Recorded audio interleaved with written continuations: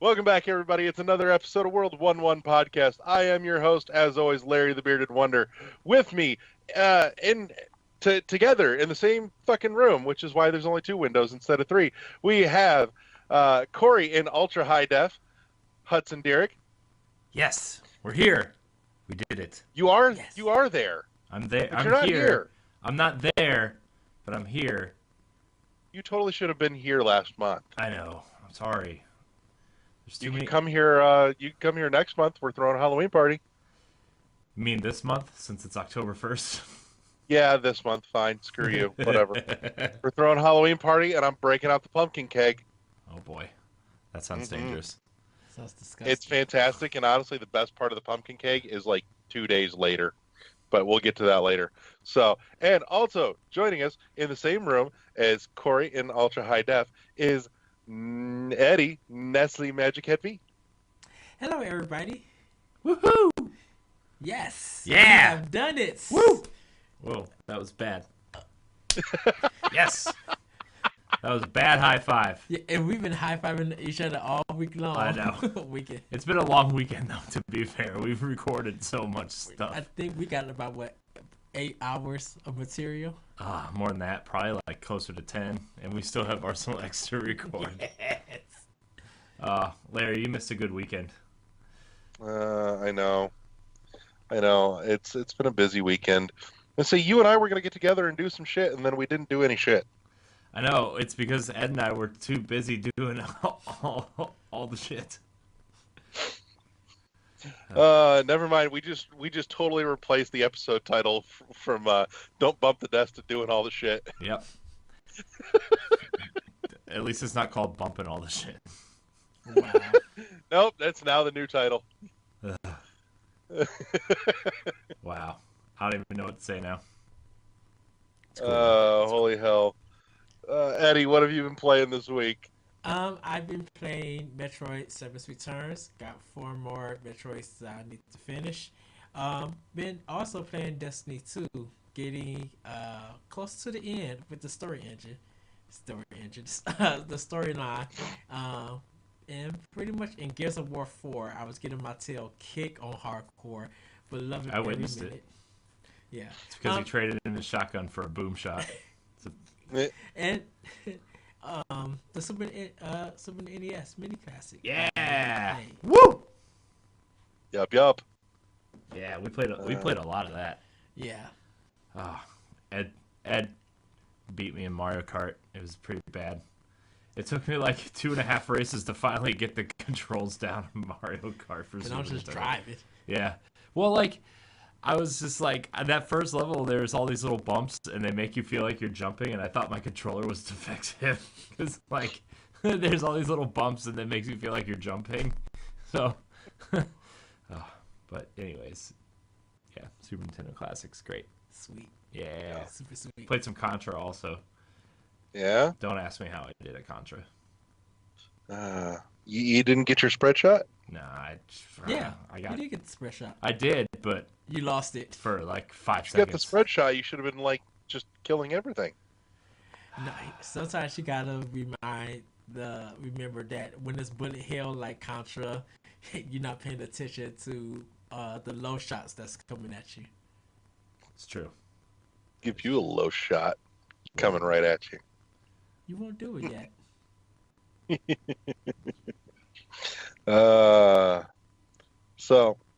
And Corey, what have you been playing? Oh, jeez, what haven't I been playing? Destiny 2, right? Yeah, Destiny 2. Finally beat the Destiny 2 raid. That was pretty exciting. It was stressful and exciting at the same time. FIFA on Switch, by the way. If you're a soccer fan at all, it's really good on Switch. And Yeah? even Ed's gonna pick it up. Mario plus Rabbids, still going strong. Octopath Traveler demo, still real good. But that's kind of what I've been playing, and the SNES Classic Edition. But Do you feel that you've kind of explored everything that the Octopath Traveler demo has to offer yet? Primrose, yes. I haven't done the Knights campaign yet, so it's Okay. yeah, It's I still want to get through that. But man, that game is just really good. That game's music is phenomenal, and the still art that they use for like loading screens and stuff. I want a coffee table art book of just Octopath Traveler when it comes out because that's how good the art is in this game. Nice. So That's always nice to hear. yeah, That makes me happy. it really reminds me of like remember probably like definitely old school Final Fantasy, but uh later on they didn't really do so much of it, but like the kind of painterly kind of watercolor with like the kind of pencil drawn lines, Yeah. but more watercolor in terms of the painting and stuff. It's just that's what kind of what it all looks like, and it's really just phenomenal. So Right on. Right on. yeah, yeah. What have you been playing, Larry? So, Metroid: Samus Returns, Super Metroid, Metroid, Metroid Fusion. yes, no, no. Um, I have been fiddling around with Samus Returns again, just kind of off and on here and there.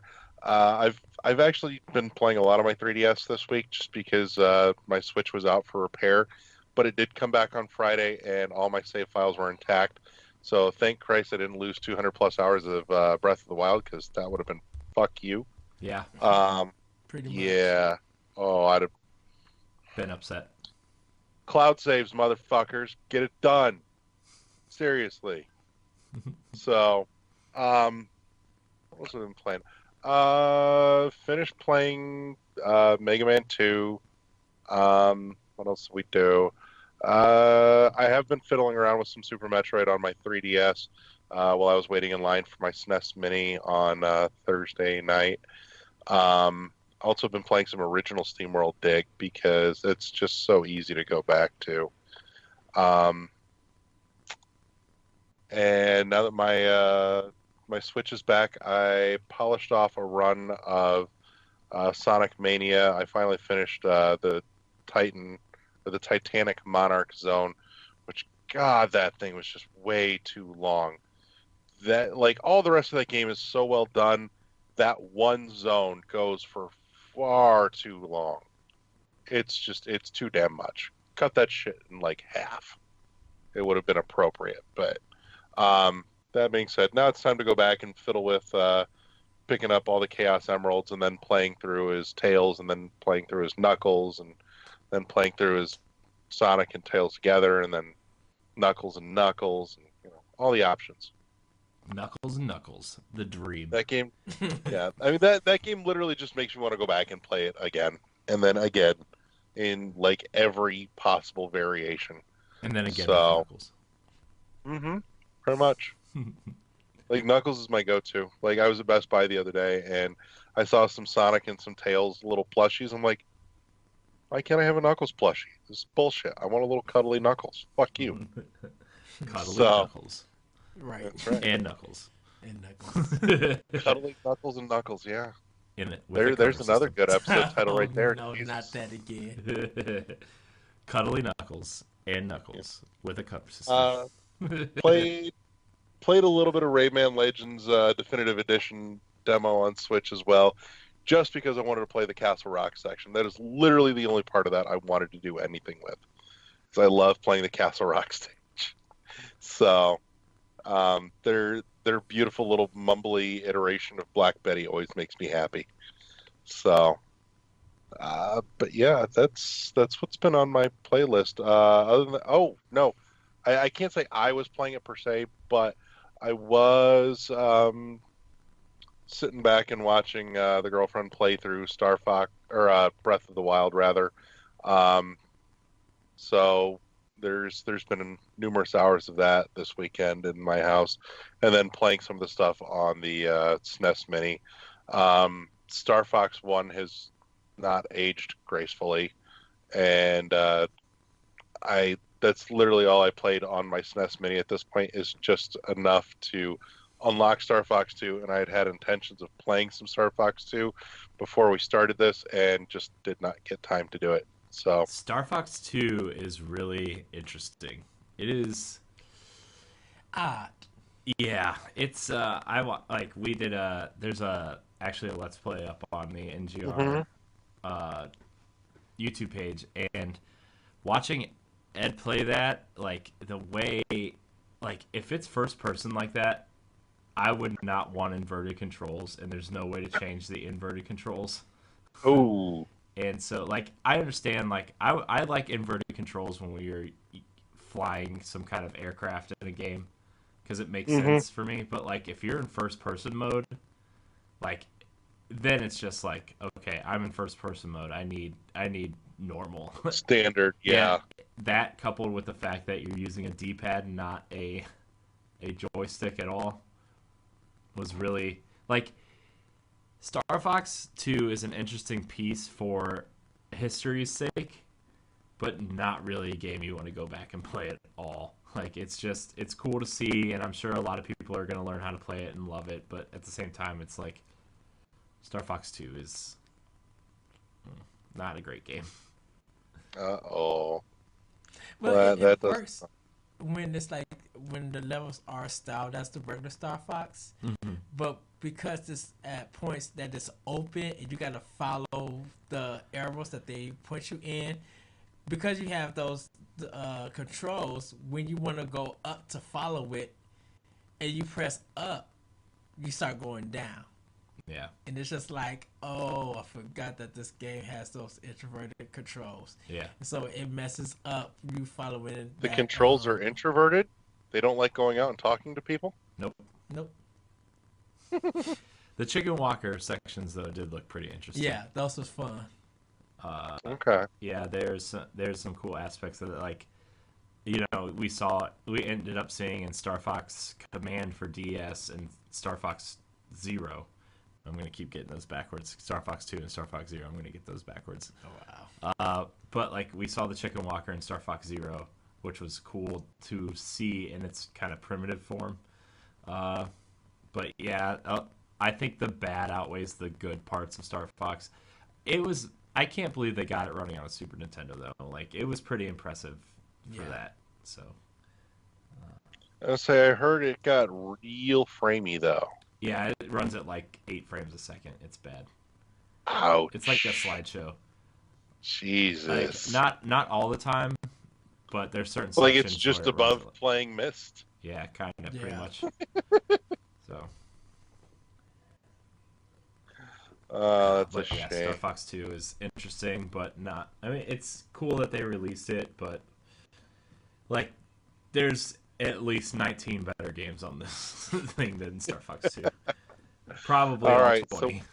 I would say, Yeah. what was the one game that belongs under Star Fox 2 then? Well, I was just gonna say Star Fox and Star Fox 2 belong in kind of the same category for me. It's just really rough to try to go back to those. Not Yeah, for me, Star Fox I could really play and get into still. Like it still feels good. I think I'm a little more uh of Eddie, an you just expert made Star now to Fox play it. sound like it was like a woman. I could really get into her. She just still feels really good. Uh. And I will never get that image out of my head. Eddie is now just having sex with an old SNES cartridge. Oh my goodness. I'm sorry. Well, it's better than having sex with an animal or getting married to one. Ooh, ouch. I don't care if you're in love, you can't marry a fucking snapping turtle. Why not? Oh, because you really want to. For Christ's sakes, they made a Cards Against Humanity answer card about that. Snapping turtle biting the end of your dick. Ouch. No Yeah, thanks. there's your answer. Nope. Right No there's thanks. your answer. Somebody probably turned on by that. I'm sure somebody is. There's something for everyone, guys. Yeah, there is. So, but, so news. Eddie, pick a news story. Let's start. Oh my goodness. Well, there Scott, was a there's been a report lot. that some customers, some associates at Violation was laid off.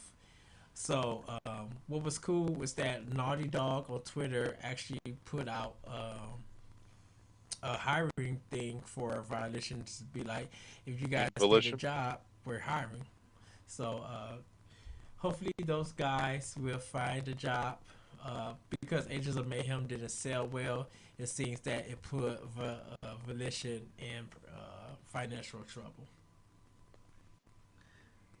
So I mean, I think that's just like, I don't know. I feel like, Saints Row got so popular with like 3, and then, 4 was kind of well received in terms of like players buying it and stuff.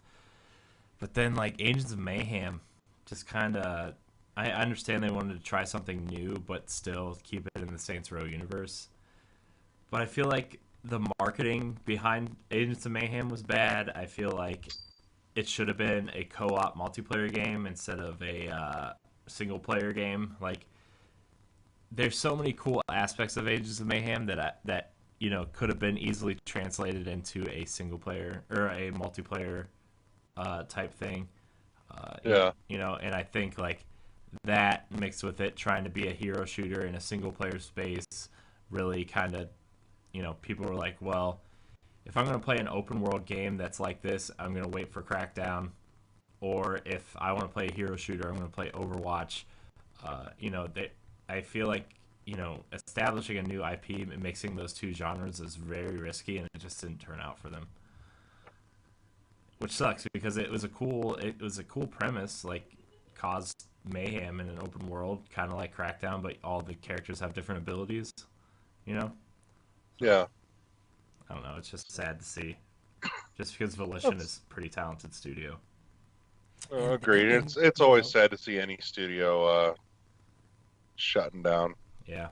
And they've been around for a long time. So for a good what's almost 2 systems, PS3 and part of PS1. Volition didn't Volition do one of the Red Faction games?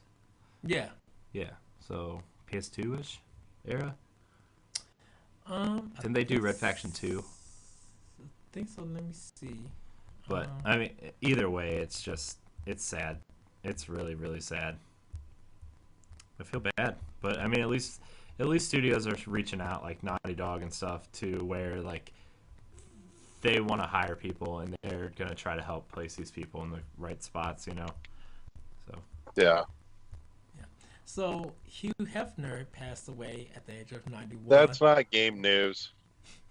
No, but I mean, he does have that. I take that back. We can relate that. It's game But news you because do- his game was strong. But do you remember the Playboy video game that came out for PS2? yeah, it was kind of like The Sims, but Yeah, that's all it was. Here's Sims with a little more boobs. Yeah. isn't that all we want from The Sims, guys? Digitized I boobs. thought we wanted to get everyone stuck in the pool and set it on fire. Yeah. But with boobs. That fair. Should have had an added mechanic where you could see all the implants melting when it was on fire. Oh, jeez. That's scary. That's scary. Darkest I'd have paid Dungeon. for that. That would have been hilarious. Yeah. Darkest Dungeon might be coming to Switch. Oh yeah, Yeah. I missed this. Red Hook Studios teased Darkest Dungeon for Switch earlier this week, where they just said wait for it, and then there's a picture on their Twitter. Let me see if I can pull the picture up. But yeah, it's Darkest Dungeon, like gameplay in handheld, in like a handheld type mode, and like I think it zooms out and they're playing it on Switch. So yeah, cool. Makes you wonder how many developers have actually been playing around with moving their games to Switch and have got it running, but they may never actually see the light of day. So like how many Switch games are out there that we'll never get to play? Probably a lot. Mm-hmm. Depending on how Doom, I think depending on how Doom does this year, or I want to say Wolfenstein 2. I think maybe Wolfenstein's the bigger thing. the bigger game because it's new. That's new. Yeah. What about Skyrim? Dude, Skyrim sells well everywhere it's at. It doesn't even matter. You could put it on like a microwave and people would buy it. Like, just throwing it out there. This is true. Why wasn't Skyrim included on the SNES Mini, guys? I don't know, but did you see that box art that Bethesda tweeted out? It's they tweeted out a couple of games to celebrate the SNES Classic release, and it was all box art of like Skyrim, Doom, and what was the other one? Wolfenstein? I think Wolfenstein. Yeah, and they're all in the form of Super Nintendo cartridge boxes.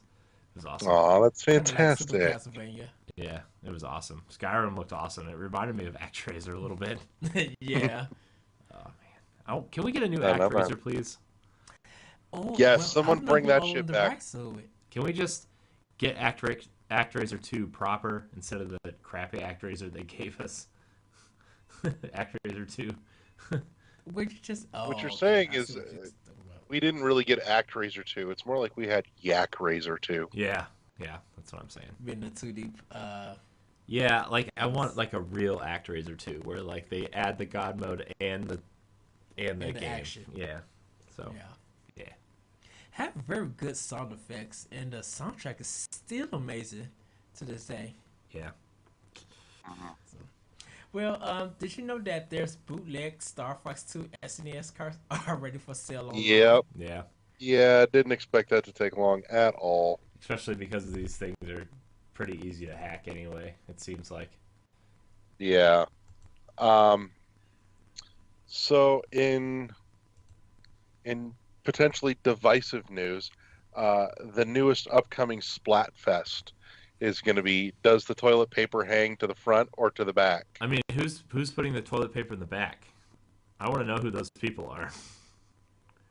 Bunch of ruthless fucking savages. Who are these people? No, I can you pull it in the front. I can actually say that. No, Ed, if you say toilet paper goes in the Can back, I, can I, hold you're on. walking home. Oh No. God, tell me we're gonna have a fight right on the show. Come on, listen up. Hold Corey's just gonna punch you the fuck out. on. Listen to me. At some jobs, when you have to change the toilet paper, they show in instructions that you got to put it in the back. Well, they're wrong. Well, that's the business, and you have to follow the. You know what? When I do my business, I like the toilet paper in the front. Well, that's at your house. Glad I started this shit. I'm just saying, who's putting the toilet paper in the back at home when you're sitting there? Why? It's harder to rip. It's harder to rip. It's farther away. Granted, like 4 inches away. Easier to roll. But no. Yeah. No. Yes, it is. Now, who's rolling the toilet paper back up? Whose toilet paper is so heavy it's falling on the ground? When you're taking it out, the roll is easier to get instead of doing the front, because sometimes it gets stuck. My mom puts it in the back, and I take it from the back. That Shut also up, sounds Larry, before horrible, you and say I'm so gonna anything clip what I that just out of said. context for later. I'm so clipping that out of context, and I'm saving that for later. Like 3 months down the road, when you've forgotten, it's gonna end up in pre-roll. I mean, sorry, backwards toilet paper is just gonna lose. But it's your preference. It's up to your personal preference. It is. No, it's not. Okay. We need a law that says all toilet paper must face forward. Well, I think someone probably has a rule thing for that for bathrooms. Well, good. Deserve it. Oh man! Wow. Okay. So, in non-divisive news, a preview for upcoming title Scorn came out this week, alongside a fairly successful-looking Kickstarter. I'm going to drop a link to that in the show notes, so you can all check that out. But holy shit, I sent a link to both Corey and Eddie to take a look. I know Eddie took a look, and this thing just immediately on my radar. Holy crap! It looks awesome. It looks kind of like a melding of Metroid Prime and Silent Hill and Dead Space all together, and this just makes me happy in every way, shape, and form. Can we get a new Dead Space, by the way? Yeah, amen. We've been preaching that for months. Like, I'm not a big fan of horror games, but I really like Dead Space 1. Yeah, EA's not going to do it. There's no money in it no more. I don't care. I don't care. I want a new Dead Space anyway. They made Mirror's Edge. I would at least settle for the Dead Space trilogy on Switch. But they would let Mirror's Edge. Or even just full-blown high-def Dead Space trilogy on my Xbox One. I mean, I'd love to have it to go on my Switch, but I'd also like it, polished up a little bit. Either of those would be great. I'll take either. I'll just put it all out, and I will spend all my fucking money on it. Yeah. I'd pretty much buy any game if it came to Switch. No, there's a few that, I'm looking at going, yeah, no, it looks neat, but I don't want it. It's not my kind of neat. Other one coming up too, by the way, for Switch, kind of flying under the radar. Check out previews for Tiny Barbarian. Looks excellent. Yeah, it's like that weird, cool, like brawler / platformer thing. That's like really cool art style. The art style kind of reminds me of Super Ghouls and Ghosts. Yeah, it looks really cool. I think we talked about that a couple months ago on Pal Block. Yeah. When they kind of it's getting a physical copy too, so you collectors out there. Yep, for $30. That's it's kind of looking hot. Yeah. So that's a good one to keep an eye out for as Tiny well. Barbarian was hot like me.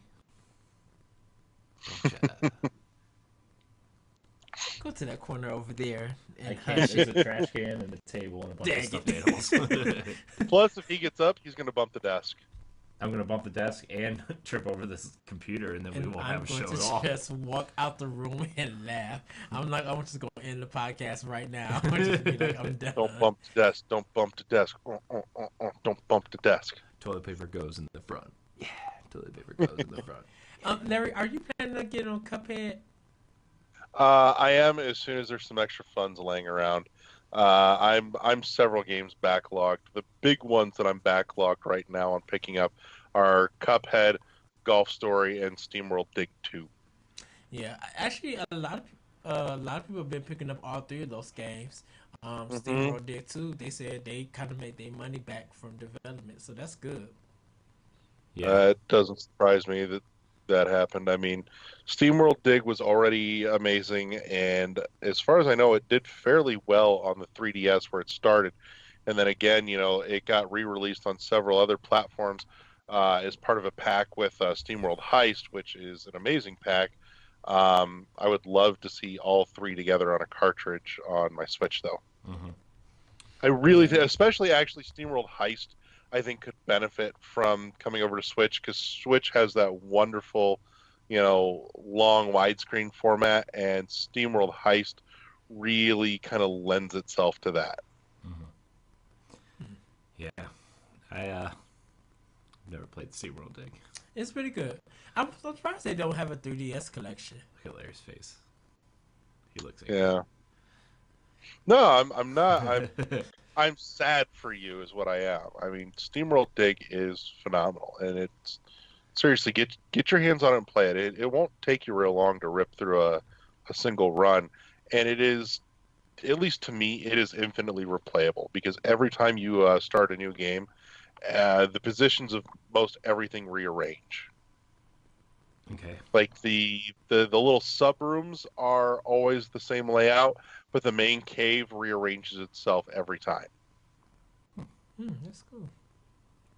I'll have to play it. I think I might that's have one it of on those games 3DS. that for a long time I would take my 3DS to work, and that would be my game that I would play at work while I'm on the phone, because it takes no brain power and it is relaxing. Yeah, So someone still compare it to Dig Dug for some reason. yeah, That's a no, place. I'm surprised It's- Namco it's- hasn't just ripped it off and done a Dig Dug. Dig clone. Dug World or Yeah. something. Yeah, Yeah.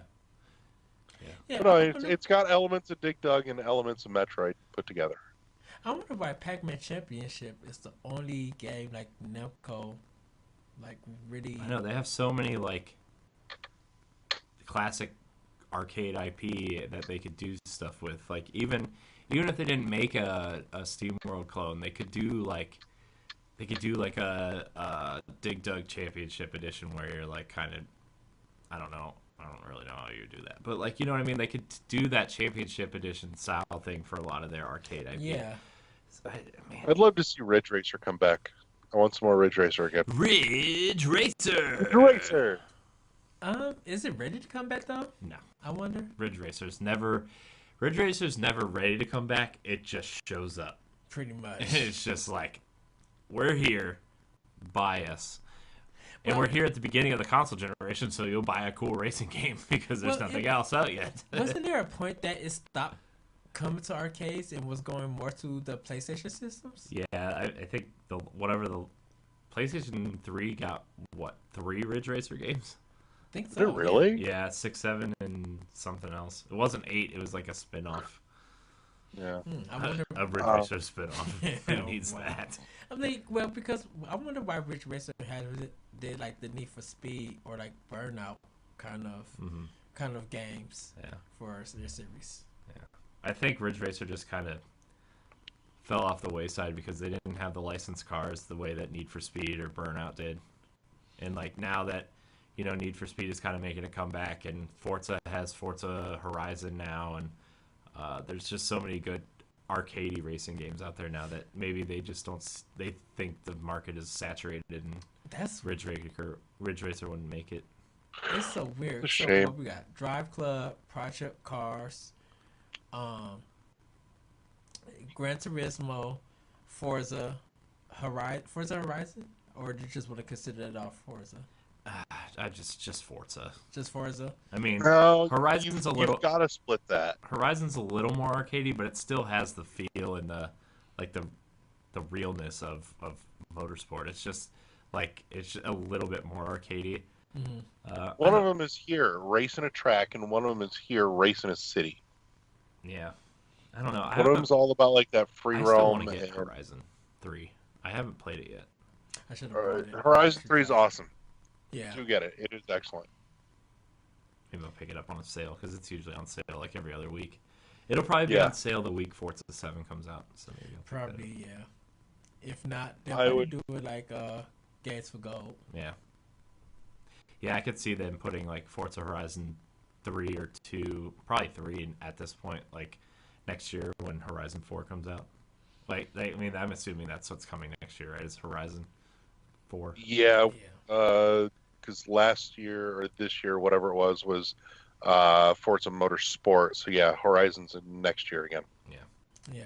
So there's like about like five racing games in that style, 5 or 6 games of series. Yeah. I know. I miss just that super arcadey racing that Ridge Racer does so well, though. You know what we need? San Francisco Rush. No, we do not. We're gonna bring back some Crazy Taxi. Crazy Taxi. Just give me Outrun. I think Outrun for me kind of started off like driving games. For me, it was Rad Racer for NES. Oh my goodness! That game was Yeah. Rad Racer. Oh shoot! What was the one on Sega that had the loop de loop? Virtual.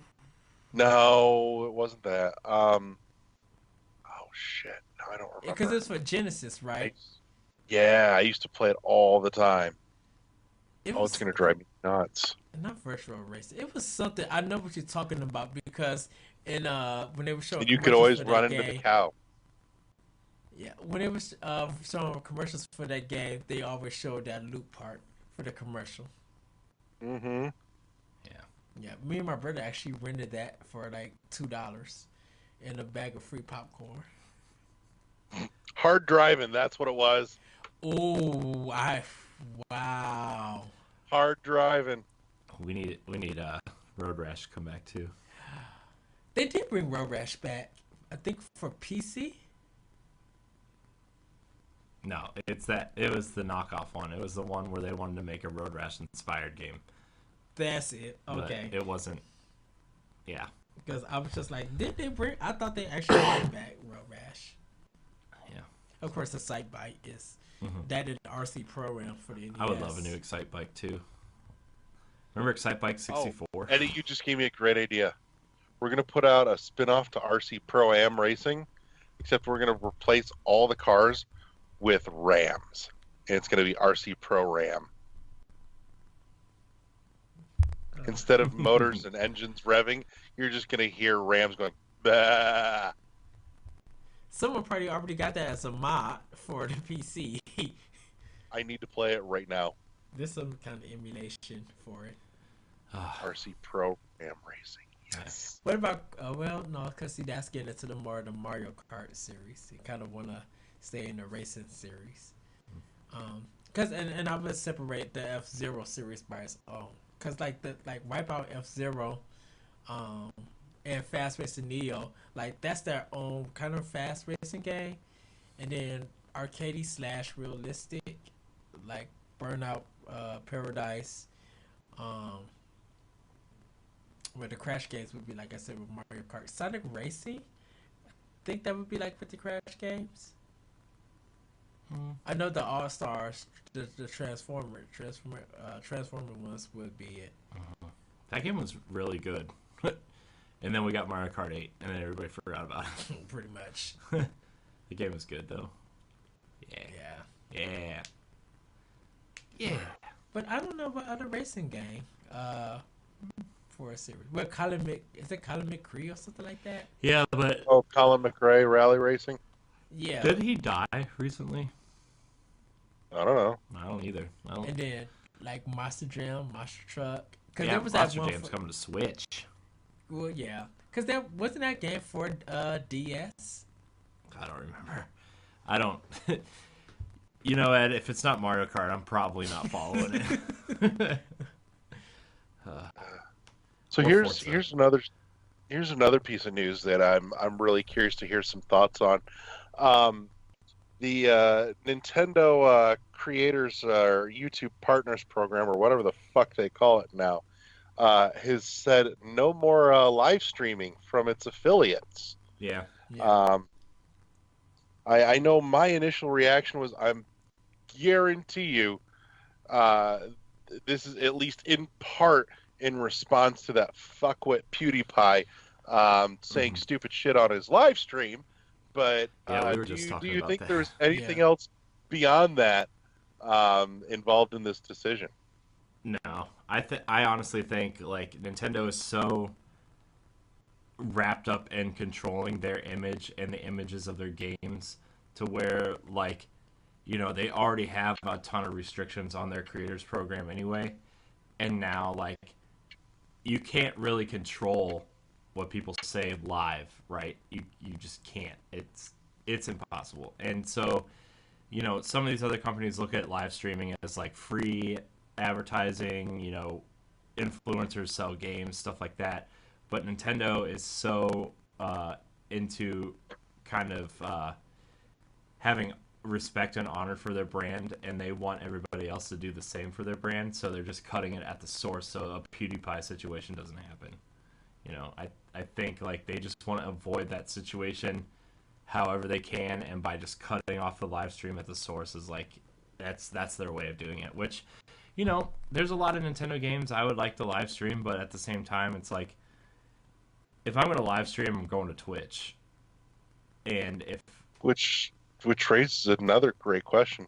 You know, how long until Nintendo starts trying to take on Twitch? I mean, they've tried a little bit, I think, right? I think like some of their games they've tried to do that. But I think Twitch is such an open platform and it's not as controlled as YouTube is, that it's just harder for them to crack down on that stuff. Yeah. So, I don't know. Plus, Nintendo doesn't really have any games unless they're doing like games done quick or something.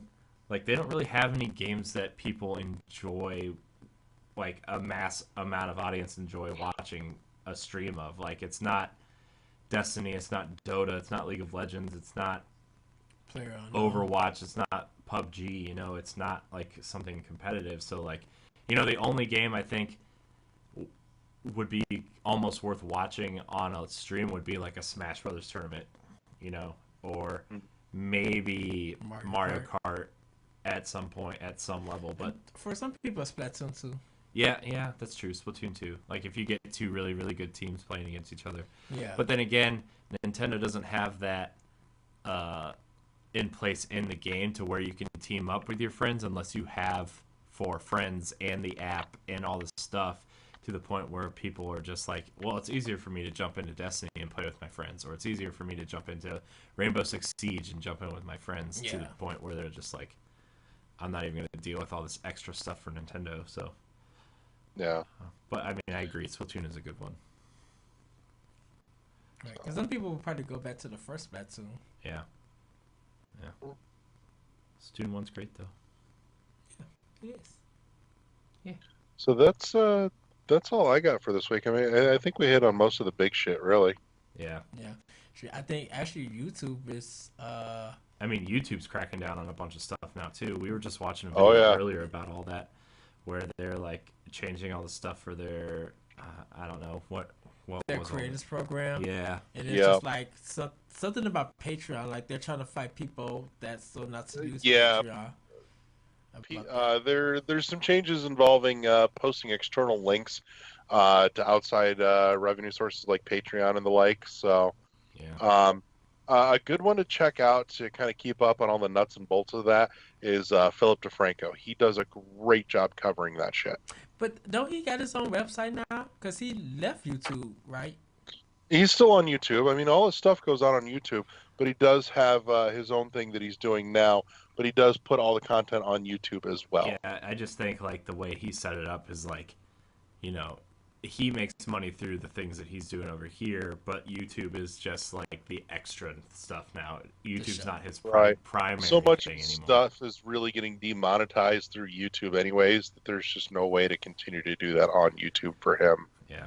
But I think people are ready for Vimeo to like really catch up and do something like that. Because if Vimeo allows people to monetize, I think a lot of people are going to be leaving YouTube and going to Vimeo. I think a lot of people too are just watching archived Twitch streams too now. Like in terms of like the Let's Play market, or like people who are looking for guides and stuff. I think a lot of people are watching Twitch archive streams now, or where YouTube is more kind of what we're doing now, is like doing podcasts and having reaction videos and stuff, and it's less the gameplay stuff. Don't get me wrong, there's still a ton of guides and stuff on YouTube, but like, if people want to watch their favorite personality kind of stay up to date on games and what they think of games, they're going to go watch a Twitch stream or an archived Twitch video. Yeah. Just because Amazon isn't going to crack. Amazon's not cracking down the way Google is cracking down on YouTube. So I don't know. It's a weird place to be in. And like, there was another thing that I was listening to. I mean, I think it was on what the video you were watching earlier, was like, YouTube's still not profitable. Yeah. So, they're trying to cut their costs. They're still in an investment stage, technically. So, like, they're trying to cut all these things for them to be profitable. And I wonder if that has a lot to do with it, too. Yeah. Yeah. I mean, it's one thing if Google's making money off YouTube, like, maybe they would ease up on some of these things, but, like, the fact that they're still not making money on YouTube, and it's, 11 years old, 12 years old at this point, like, yeah. I think it's because they lost what the platform used to be about. Yeah. And, with creators... It used to be about Chocolate Rain. Chocolate Rain. That's right. I mean, it used to be something that you could find almost anything on YouTube. Mm-hmm. And now it feels like you really can't. Mm-hmm. So... Well, I mean, I think that has to do, too, with games that are interesting to watch now, too, is like these games, these service games are like, like Rainbow Six Siege. Like, there's not really a guide to that game, but that's a very popular game on Twitch. Whereas on YouTube, like, it's one of the lower games on YouTube because you don't really need a guide for that because it's a competitive multiplayer game. So people want to watch people murder people instead of, like, oh, here's a guide on how to use this, agent or whatever. But I wonder if people are watching YouTube when it comes to video games. Are you watching something like Final Fight, like it's a level by level kind of game versus a competitive game like Rainbow Six or Destiny? Yeah. I think, to that point, like, I think a lot of people are watching, like, Breath of the Wild, for example. There are a ton of videos on how to beat the shrines, and that's where people are going for that kind of stuff. Okay. Whereas, like, to be honest, like, a lot of Destiny videos, unless you're Dado or, like, My Name is Bife or Professor Bro, he's like those personalities on YouTube also have Twitch channels that are popular. So people who watch them on Twitch will go back and watch their archive videos on YouTube to see how to get certain weapons or certain gear sets. So, like, the content they're providing on Twitch is, like, even within the same game, is different than the content they're providing on YouTube. Okay. Like, when it comes to gaming stuff for YouTube, besides watching, like, The Know and some podcasts, I really like the historic stuff and the retrospectives and the reflections about games. Like, it's good when you have someone break down a series. And I'm like, that's cool that they did that. Mm-hmm. That's a good archive or a video game history. Mm-hmm. Yeah. Anyways, this is all, like, it's going to be harder and harder. Like, it's going to be harder and harder for people to get into becoming a quote unquote YouTuber, and actually really being sustain their living. It's going to be harder and harder to do that. Yeah. I mean, everyone's having to find alternative methods. Patreon, of course, is the big one right now. But there are a few others.